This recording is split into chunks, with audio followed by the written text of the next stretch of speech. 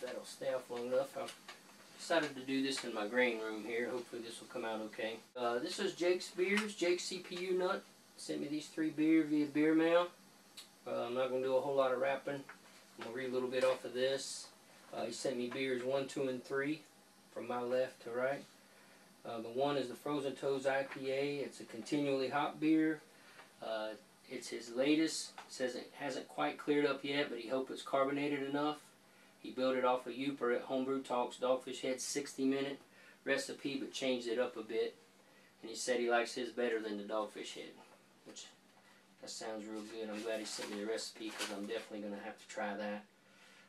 With this one he's got, it's a 12-gallon batch. Bowl size actually is 12 gallon. 10.5 is the batch size. 26 pounds of pale malt, 2-row, a pound of crystal malt 20L, and a pound of Maris Otter. And he used Simcoe, Warrior, and Amarillo. But I'm going to go ahead and pop the top on this first one. Like I said, this is the #1 beer. This is the Frozen Toes IPA. Got all the same glasses here that I'm going to try to stick with. We'll kind of give it an aggressive pour like he and I talked about before. When you bottle out of that keg, sometimes it tends to lose it, but that really looks nice.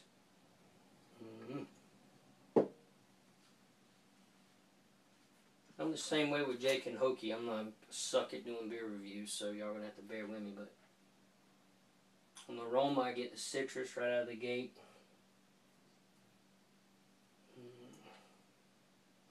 Nice aroma. Obviously the glasses condensating up a little bit. That the beer I made the other day with the Simcoe in it, I really realized I'm a big Simcoe fan. Simcoe? Yeah. Hops.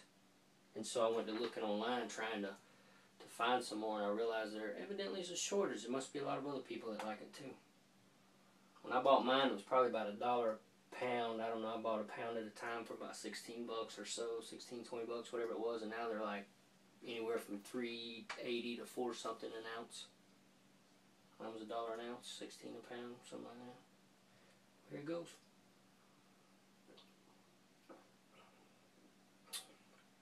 Yeah, I like that, Jake. I can see where you're going with that. Liking that better than the Dogfish.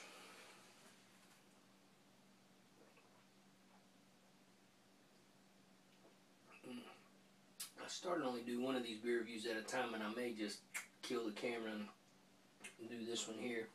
Talk about this one just for a few minutes, maybe put up 3 different, put these back in the fridge. I know you like to compare them and whatnot,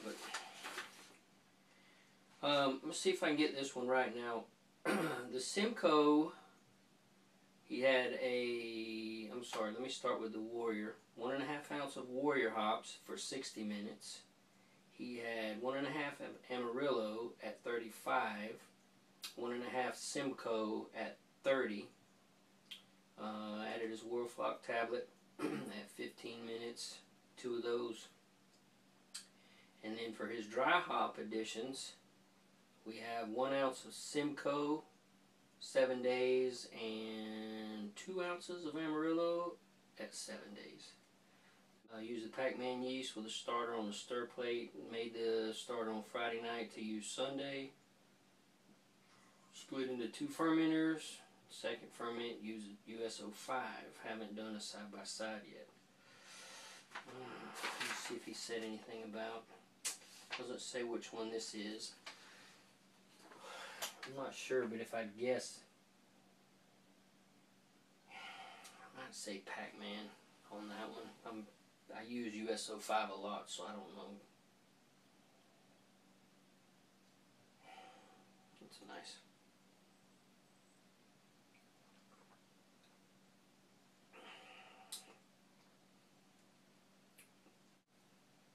I bet this thing's nice right now as it is. I can't imagine once it clears up and settles down and ages a little bit. I bet this is just a kick-ass beer.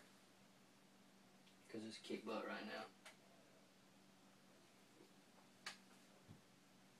Alright, let's No.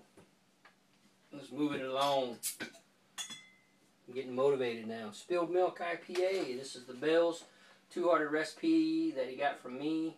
He thinks the color and the smell are really close to Bell, but it's lacking in the flavor. That one flavor, I think, needs to up the Vienna, question mark.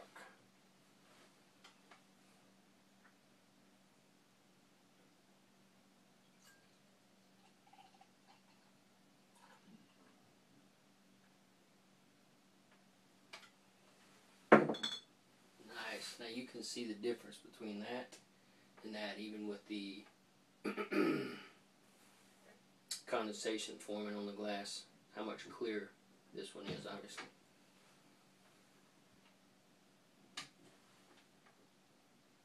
Oh, that's nice. This was also 12-gallon start, 10.5-gallon batch. 20 pounds of pale malt two-row, 4 pounds of Vienna. That sounds about right. 1 pound of Carapils, 1 pound of crystal malt tin.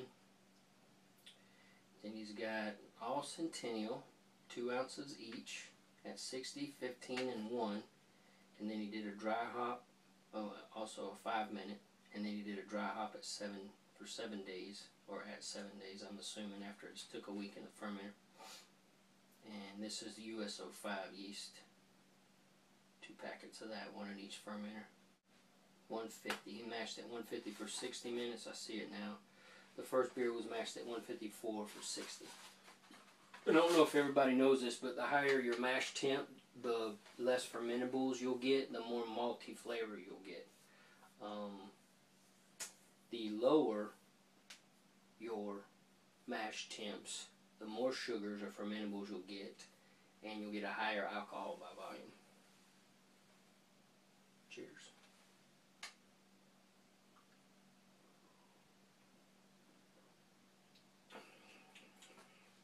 Man, I like that one too, Jake. Man, this thing has something in the aroma. It's sweet. It's a nice aroma.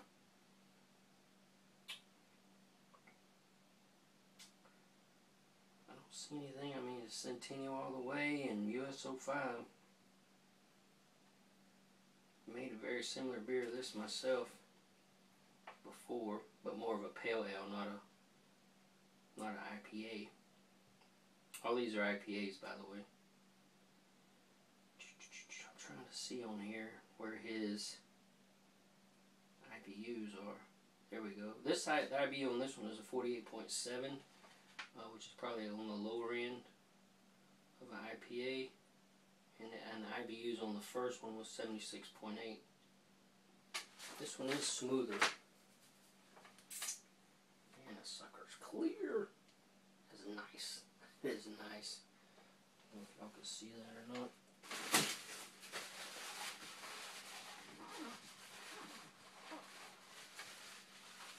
Sorry for being so unprofessional, but yeah, that sucker's nice.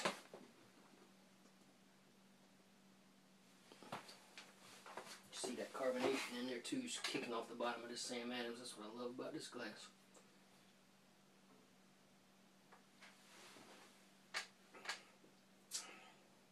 Damn. That's great, buddy. Mine pale in comparison to these. Of course, mine were pale ales and different things, little experiments that I did, but I'm definitely, like I told Jake, I'm a hophead myself. I just really enjoy it. These are so good.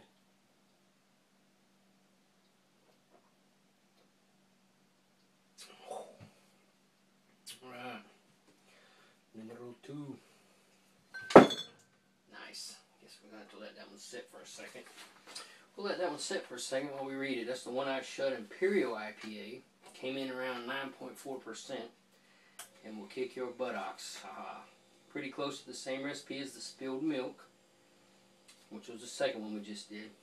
All Centennial and the Spilled Milk, except this one had Magnum for the bittering and other stuff that you will see in the recipe. So let's see. Alright, bear with me, you see how tiny this is. Good thing I just had eye surgery. I'd have to have some big old bifocal things on right now. Number 3. This was a 7-gallon bowl size.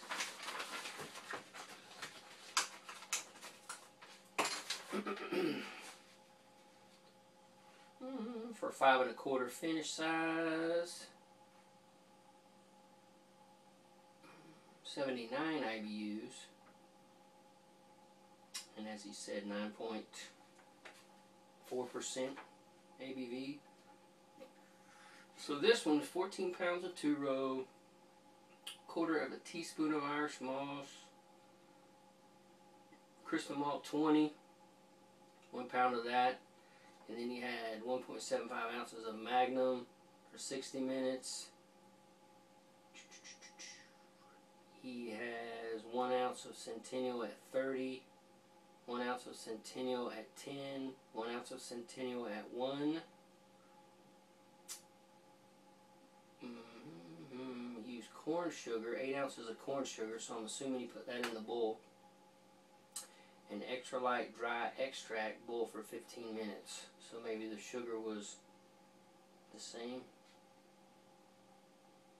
So I normally do a double batch sparge, but did a single with this one and missed my numbers. Added corn sugar and dry malt extract to bump up the ABV. That'd be interesting. Never really tried that. I always just leave mine alone and see what happens to it. But that's nice. That's the good thing about that. Let's hope this thing settled down after I dropped it.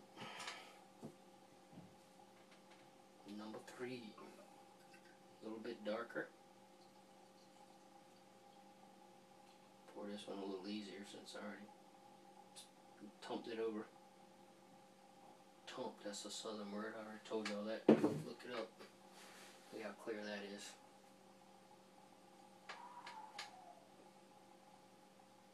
Nice. That's nice, Jake. That's crazy. My beers suck as far as getting clarity like that. Right? That thing's gorgeous. Has that same little sweetness to it, which I'm just going to say that's got to be the Centennial.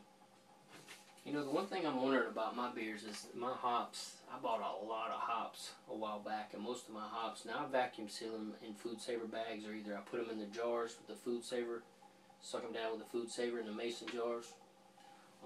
With that adapter, that accessory piece, keep them in my freezer, and they smell great when I open them up. But maybe they're too old or something. I don't know. Maybe that's got a little bit to do with it. Same thing with some of my grains here. I'll just pan over right here. I keep them in these containers. Some of that stuff's several years old, but it looks and smells fine when I open it up. It's a screw top lid.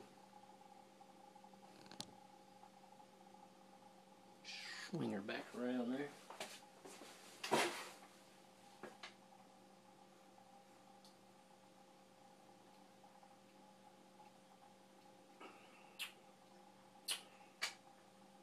That's good flavor, but you can taste the alcohol in that puppy.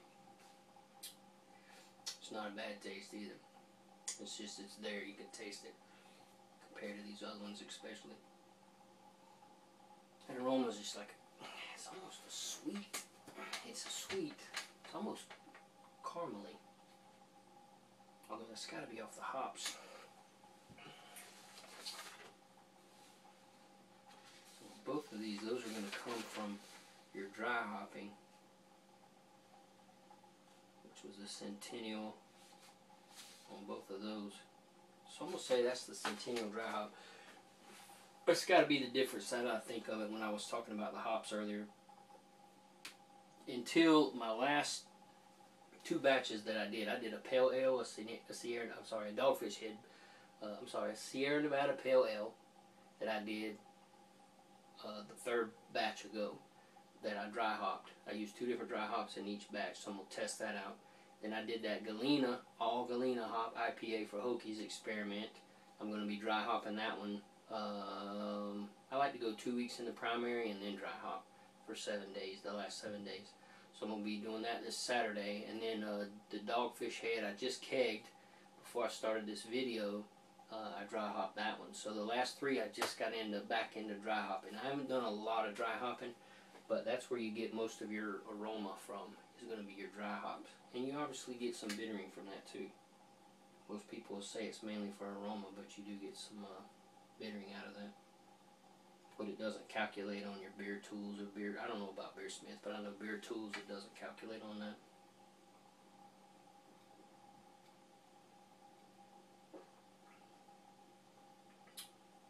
That's real nice. Catches you right on the, I don't say the front of the tongue, the middle of the tongue to the back. Definitely has a citrusy tone to it, and that sweetness. These are great beers, man. Great beers. Reminds me of the beers I used to make before I got into with my. Actually, I have to say this. I'm gonna go on record to say that I believe that what monked up most of my beers, or some of my beers, one of those beers I sent to Jake, I want to say it's that roasted barley pale ale, which was just a total experiment. The darker one that I called a pale ale, but it looked more like a brown ale. That was one. I think that was the last beer that I made, or the last one that I have in stock. I'll say that I made with my rims tube. I bought a rims tube from a dealer off of Homebrew Talk. Excellent beer tube.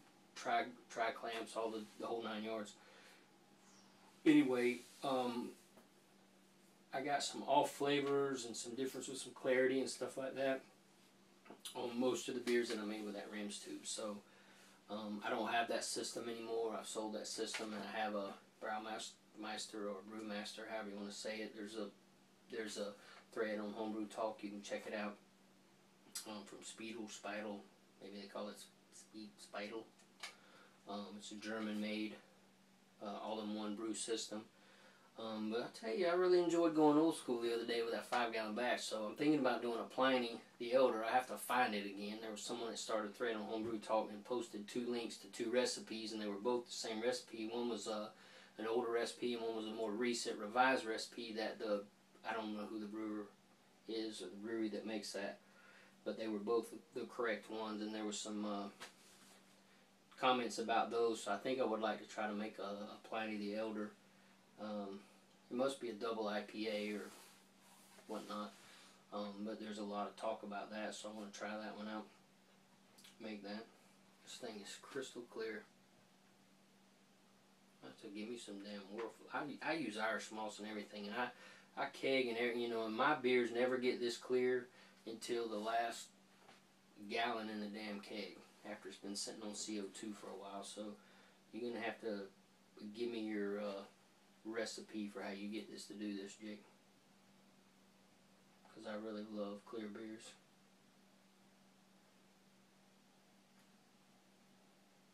Oh yeah, you can smell the alcohol in there too. I mean, just, you know, when I say you can smell it, it's not like, oh my God, you know, it's a nice aroma, along with that sweetness from those Centennial dry hops.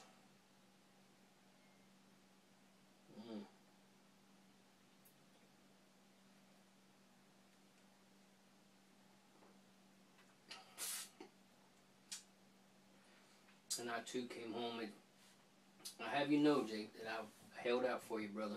I came home and kegged my beer. Normally I like to have a beer while I'm kegging and doing whatnot, but my grandson was running around, and you know how it is. Yours was in that one video, and I wanted to take a moment, which is why I'm in my grain room, because he's still here, and do this video, but I didn't want to have any other beers like you did before I had your beers, so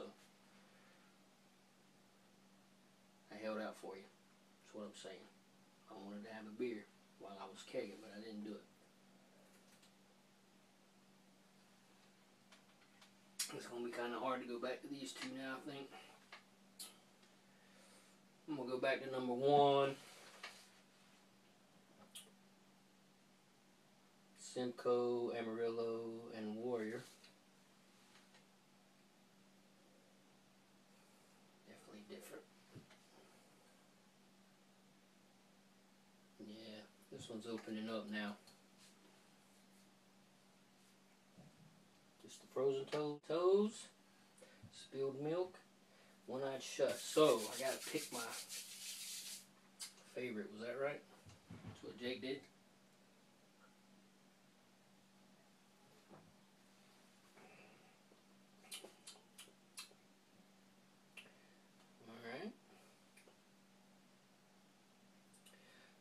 wish I could put that stuff into words, but I just can't do it.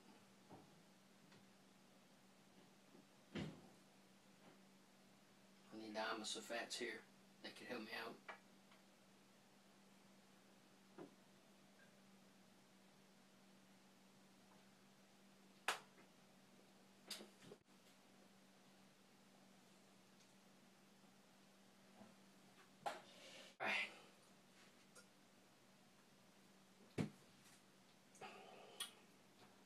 Man, that's close. These are close. I'm going to have to put this in the third spot, and that's probably only, and this, they're all, to try to pick 1, 2, 3 out of these is ridiculous, especially for my palate. But probably just because this one was a little bit younger is all. These are all excellent beers to me. And take that for what it's worth. But golly, I'm down to my last little bit here. I'm gonna say probably just for drinkability, because this one's such a kick your ass beer at 9.4. If I had to say,